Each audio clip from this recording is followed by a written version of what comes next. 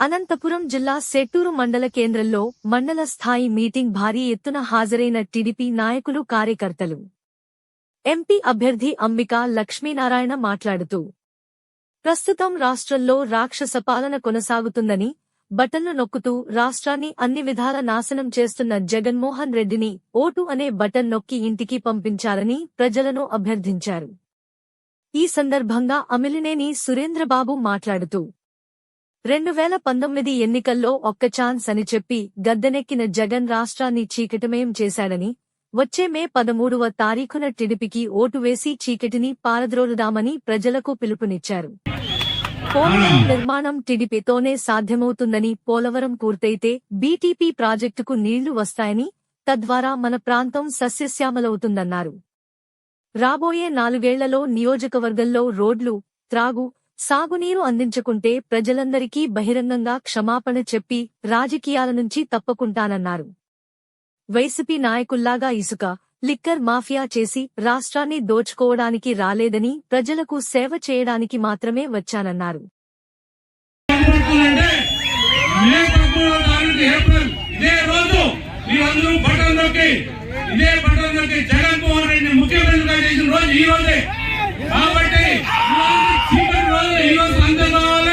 రాబోయే మే 13వ తారీఖు బటన్ నొక్కి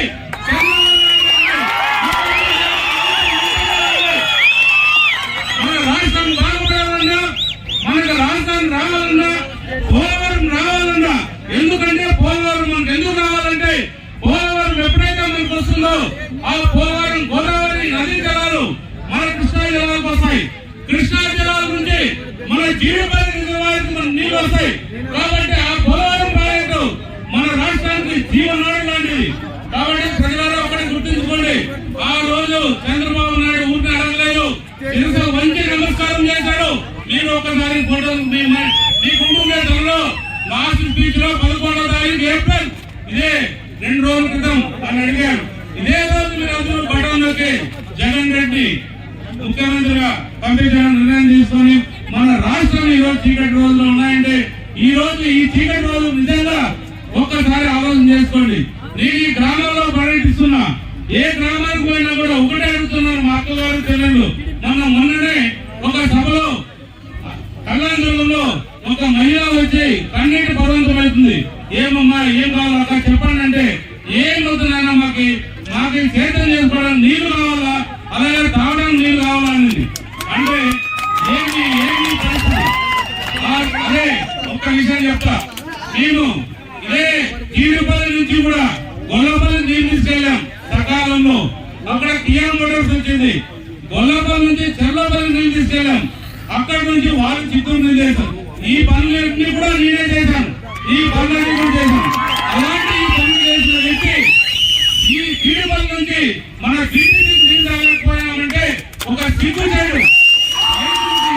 నష్టపరిహారం కూడా వాళ్ళు ఇవ్వకపోవడం, ఆ రైతులందరూ కూడా మానసికంగా ఇబ్బంది, వాళ్ళు ఇచ్చిన భూములన్నీ కూడా వాళ్ళకి డబ్బులు చెల్లించకపోవడంతో వాళ్ళు చాలా మానసిక గురి కావడం, చాలా మంది రైతులు కూడా ఇబ్బంది పడడం జరిగింది. కాబట్టి రాబోయే 2.5 సంవత్సరాల్లో ఏదైనా కూడా ఒకటి మాత్రం మీ అందరికీ తెలియజేస్తున్నాం. ఎందుకంటే మన ముందుగా చెరువు ఉంది, ఆ చెరువును నింపే బాధ్యత ఖచ్చితంగా నేను తీసుకుంటా. ఈ ప్రాంతాలకు కూడా నీళ్ళు వస్తాయి. మనమందరం కూడా 125% మనం సేద్యం మీద ఆధారపడ్డాం. అలాగే తాగడానికి కూడా నీళ్లు లేవు. ఏ ఊరికి పోయినా, ఏ గ్రామానికి పోయినా, మొన్ననే మన గ్రామంలో మన కుమార్ ఏదో బోర్ కావాలంటే బోర్ వేయించాం అన్న. మేము 5-6 బోర్లు వేస్తే నీళ్ళు వదలలేదు. నీరు బోర్ వేయిస్తే 2.5 బసంపల్లి గ్రామంలో ఇలా జరిగింది, నీళ్లు పడ్డాయి.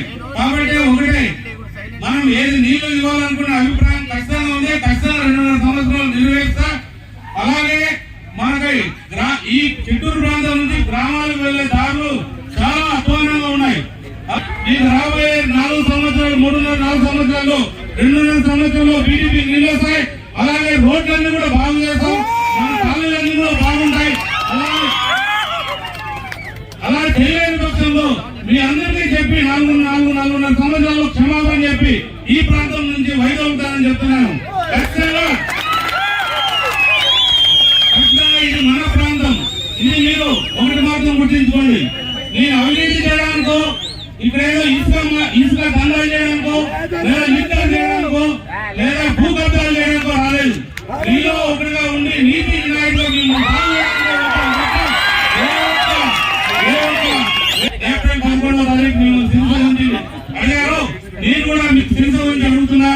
ఖచ్చితంగా ప్రజలారా ఒక్కటి మాత్రం ఆలోచన చేయండి. మీరు ఇంతసేపు ఎంతో ఓర్పుతో ఎంతో సహనంతో ఉంటున్నారు. మనకి చాలా మంది ఇక్కడ పెద్దలు మాట్లాడేసిన వాళ్ళు ఉన్నారు.